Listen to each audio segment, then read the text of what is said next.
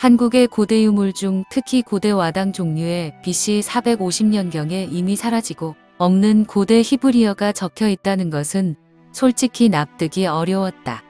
이미 2400여 년 전에 없어진 문자 문화가 대륙의 반대쪽에서 사용되었다는 사실은 경이할 만한 역사이다. 현재 보존되고 있는 고대 한국 와당에 엄연히 고대 히브리어가 적혀 있다.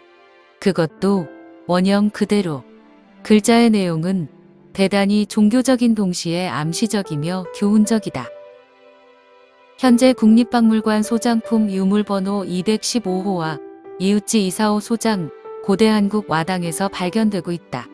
그의 연구소 이웃지 고문화연구소에서 발간된 조선 와전도보 제2권 고구려 편에 186호, 194호, 226호 등과 그 외 유사한 다수가 발견되고 있다. 평양 대동강 유역 출토 와당에 새겨진 고대 히브리어 문자 판독을 통해 본 증거를 보여드리고자 한다. 이웃지 이사호 유물 목록 186호 평양분에 출토 와당 도착했다. 라고 기록되어 있다.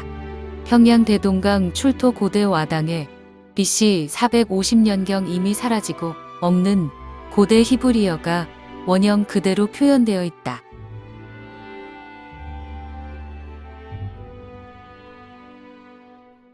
고대 히브리어는 시대에 따라 변형되어 왔다.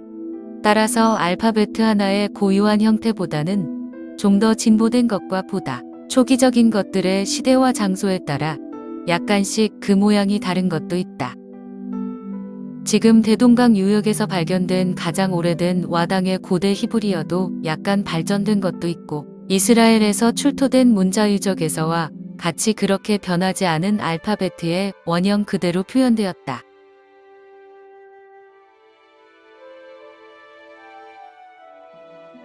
처음 그들은 가나안어를 쓰고 있었다. 아브라함이 바빌로니아에서 가나안으로 건너올 때도 히브리어 문자가 없었다. 그 당시 시내반도에 있는 보석 광산에서 애굽 왕조가 가나안 지방의 노동자를 동원하여 노역을 시켰다. 이때 이미 애굽과 바빌로니아 등에는 매우 복잡한 문자들이 있었지만 그것은 학자들만의 것이었고 서민 노동자들에게는 매우 어려웠다. 여기에서 히브리인들은 간단한 동물이나 약도 등 가나안어의 음의 모양을 잡아 유치하지만 쉽고 간단하며 과학적인 원리로 알파베트를 만들어 표기하기 시작했다. 이 알파베트가 페니카아인의 손에 들어가자 지중해를 무대로 찬란한 문화를 꽃피웠고 헬라인들도 파피루스와 함께 히브리어 알파베트를 받아들여 헬라어 아랍어 등으로 발전시켜 계승해 오다가 BC 450년경 바벨론의 전체 점령당해 포로가 되어 당시 쓰던 히브리어를 잊어버리고 대신 유사한 아랍어의 각 문자를 받아들여 새 히브리어로 지금까지 사용하고 있는 것이다. 우리나라에서 사용된 고대 히브리어는 히브리인들의 약 BC 10세기의 것으로 그 당시의 것에서 약간 진보된 것도 있다. 이스라엘의 유적 히브리 글자가 유적에 기록되어 있다.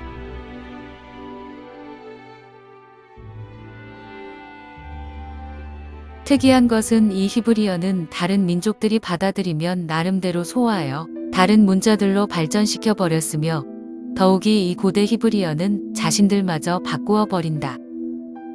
이 문자는 야곱의 12아들로부터 퍼진 12지파 외에는 사용하지 않았다. 그렇다면 한반도에 고대 히브리어가 있다는 것은 성경상에는 그러한 사실들을 충분히 입증하고 있다. 야곱의 12지파 중 가나안에 들어오기 전부터 그 12민족 중 하나의 민족이 이주해 왔다는 말이 되는가? 성경상에는 그러한 암시와 가능성이 제시되어 있는가?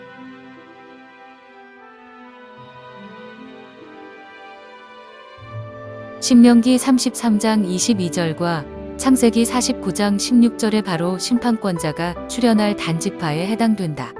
실제로 이스라엘 민족이 가나안을 점령했을 때 그 민족 중 장자된 민족인 단의 자손은 동북쪽으로 이주해버리고 BC 10세기경 성경상에서 사라졌다.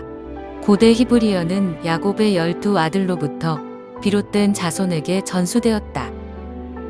그 당시는 이미 극동과 중동, 유럽 지역 간에는 민족들의 이동로와 교역로가 확보되어 있었다.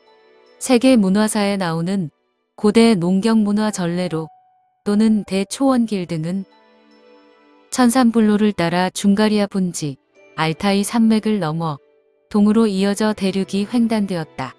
바로 인류 문화사의 민족에 대해 이동로인 것이다.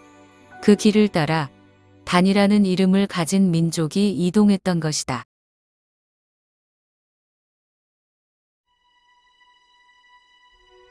우리 한민족이 알타이 산맥 서쪽으로부터 이주해 왔다는 것은 역사학자의 공통된 견해다. 그런데 그 시기가 문제다. 현재 사용되고 있는 단군 신화와 연호는 사대주의 사상이 낳은 소산물로 여고동시라하여 전설상의 중국 요임금의 즉위 50년 후와 맞춘 가설에 지나지 않는다. 중국의 역사 시대는 BC 15세기를 넘지 않으며 갑골문자도 BC 14세기경의 것이다.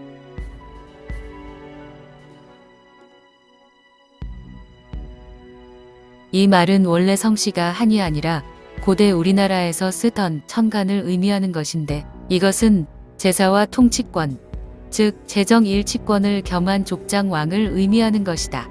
이것은 바로 고대 우리 민족은 재정일치권을 가진 왕이 통솔하고 있었으며 그 민족의 이름이 단이며 단의 민족이 이끄는 민족이라 하여 단군민족이라 했던 것이다. 현재 사용되고 있는 단군 신화와 단기는 사대주의 사상이 낳은 소산물이며 단군민족은 이미 중동에서부터 청동기 문화를 가지고 매우 막강한 힘으로 평정에 들어왔고 극동 한반도에 최초로 청동기 문화를 가지고 들어오게 되었다. 그 시기가 BC 10세기에서 BC 8세기이다. 고고학적으로 한반도의 가장 오래된 청동검이 BC 8세기경의 것으로 출토되어 있다. 이러한 청동기 문화가 중국의 철기 문화에 의해 제압당하게 되고 중국 문명의 영향을 받지 않을 수 없게 된다. 그중 기와를 굽는 기술은 그때는 거의 잊어버리고 극소수만 기억하고 있던 원래 문자인 고대 히브리어를 사용 표기한 것이 오늘날의 와당 출토에 의해 나타난 것이다.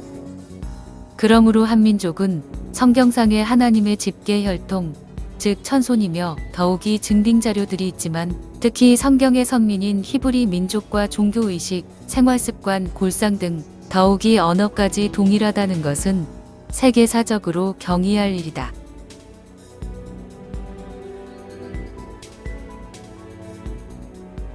앞에서도 언급했지만 이 단군의 민족은 하나님의 신으로 세상을 심판하여 죄에서 구원할 구세주가 나타날 민족이다.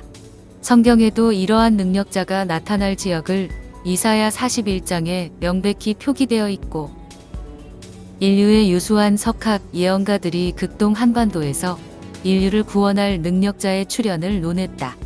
반드시 죽음과 고통을 해결하고 인류 전체에게 자유와 영생을 이루는 승리자 구세주가 나와야 하는 것이다. 이제 바로 승리재단에 그 구세주 되시는 분이 하나님의 신으로 그 표상과 실제 죽을 사람을 죽지 않게 하고 젊어지게 하며 죄를 해결함으로 완전 자유함을 입게 하고 있다. 이 사실은 누구든지 우선적으로 확인해야 할 일이다. 이미 필연적이었던 것이다.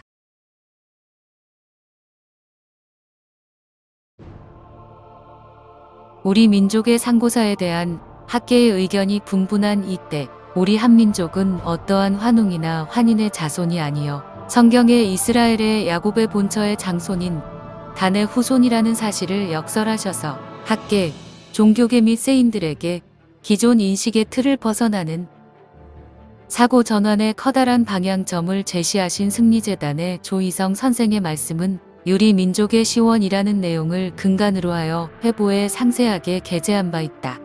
1987년 4월 19일자 제83호 승리회보 이면을 참조하면 된다. 우리 민족이 분명한 이스라엘의 원족이라는 사실은 우리 민족의 풍습, 인류학적 골상, 유적물 등으로서 이미 조희성님의 말씀이 증명되고 있거니와 고정록 선생의 이야기는 위의 사실이 더 의심할 것도 없는 것임을 확실히 반증해 보이고 있다. 이에 고정록 선생의 증언을 통해 원래의 이스라엘 민족이 우리 민족과 동일한 민족이라는 놀라운 사실을 백두산에서 출토되었던 단군지석을 통하여 재확인하고자 한다. 고정록 선생은 1903년 평안북도 의주에서 출생하여 16세의 선천으로 이거 3도 중학교 재학 시 3.1 독립운동에 참여하여 일본 경찰에 잡히고 말았다.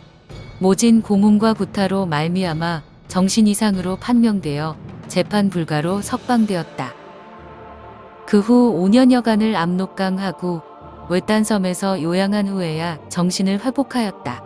그 후 20세에 임시정부가 있는 중국 상해로 망명하여 당시 이승만 임시정부 대통령의 시위대장이었던 삼촌의 소개로 이승만, 김구, 여운형, 안창호 등 애국지사를 가까이 모셨다. 1945년 해방과 더불어 상해에서 배편으로 고국에 환국하였으나 국토 분단으로 북의 모든 가족과 생이별하여 혈혈단신이 되었다.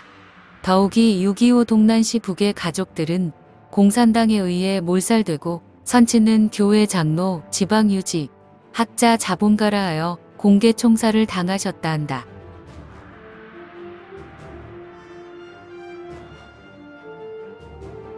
다음은 고정록 선생의 구술 내용을 요약한 글이다. 내가 10살 전후에 아버님이 종종 들려주신 말씀이 매우 신기하게 여겨져 잊지 않고 기억하고 있는 이야기이다. 1910년 경술국치 이전부터 평안북도 강계 이북 초산과 자성 부근은 백두산으로부터 나무를 벌목하여 일본으로 반출하였다. 프랑스 천주교 신부가 지석의 글을 판독해보니 히브리어로 기록되어 있다. 1911년경 일본인들이 백두산에서 나무를 벌목하다가 무슨 글이 써있는 지석을 발견하여 의주에 있는 평북도청에 옮겨 놓았는데 그 지석에 음각된 글이 한글도 아니고 한자도 아니고 하여 아무도 해독하는 사람이 없어 모두들 궁금하게 여겼다. 그런데 당시 신의주 천주교당에 와 있던 프랑스인 천주교 신부가 와서 그 지석의 글을 판독하였다. 그가 말하기를 이 글자는 히브리 문자이며 내용은 단군지석인데 판독해보니 제작 연대는 약 3000여 년 전에 만들어진 것이라고 진술하였다. 또한 압록강 건너 안동현의 천주교 신부도 와서 보고 히브리 문자로 기록한 단군지석이 분명하다고 똑같은 말을 했다. 그리하여 그 말을 듣고 많은 의중의 유지들이나 일본 사람들도 아니 단군지석이 왜 히브리 문자로 기록되어 있을까? 더군다나 유태인들이 사는 땅이라면 수만리나 떨어져 있는데 어찌하여 히브리 문자로 된 지석이 한국 땅에 있을까?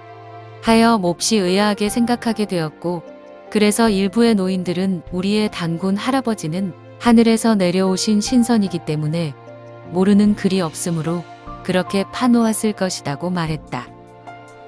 또한 아버님의 말씀은 고구려의 광개토 왕릉이 압록강 이북 만주의 환인현에 있으며 그 부근과 수많은 고분이 있는데 그곳에 살고 있는 중국인들이 이 무덤들은 고구려의 왕릉이라고 하는 말을 들으셨다며 그 만주 일대가 전체 우리의 옛 땅이었다고 말씀하셨다.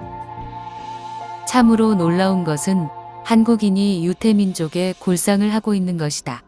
또 다른 이야기는 내가 1950년 1월경 모 일간지 신문에 게재된 기사를 보고 신기하게 여겨 보관했던 신문이 있다. 그 내용은 미군 사람으로 인류학 박사의 기사였다. 나는 각 나라 민족별로 골상의 형태를 연구하였기 때문에 어떠한 나라의 사람이든 보기만 해도 어떤 계통의 민족인지 잘 알 수 있다. 또 무덤을 파고 유골만 보아도 그 유골이 어떠한 계통의 민족인지 척 알 수가 있다. 그런데 참으로 놀라운 것은 한국인이 유태 민족계 골상을 하고 있는 것이다. 한국에 2년 반 동안 근무하면서 많은 무덤을 팔 때마다 유골을 보아왔는데 한결같이 나와 같은 유태민족 골격의 유골이었다. 어째서 한국 사람의 골상과 유태인들과의 골상이 같은지 참으로 이상하다. 그래서 아버님한테 들은 단군지석에 대한 말씀도 있고 하여 그 기사의 신문을 소중히 간직하였는데 6.25 동란 와중에 그만 아깝게 분실하고 말았다. 그 후 승리재단 조이성님을 만나 우리 한민족이 이스라엘 12지파 중에 하나인 단지파의 자손이라는 말씀을 듣고 나는 무릎을 치며 그렇구나. 그래서 백두산의 단군 지석이 히브리 문자였고 그 미국의 인류학자가 말하기를 한국인의 골상이 유태인의 골상과 같다고 하였구나 하며 의문점이 풀리는 기쁨에 한동안 주체할 수 없었던 것이다.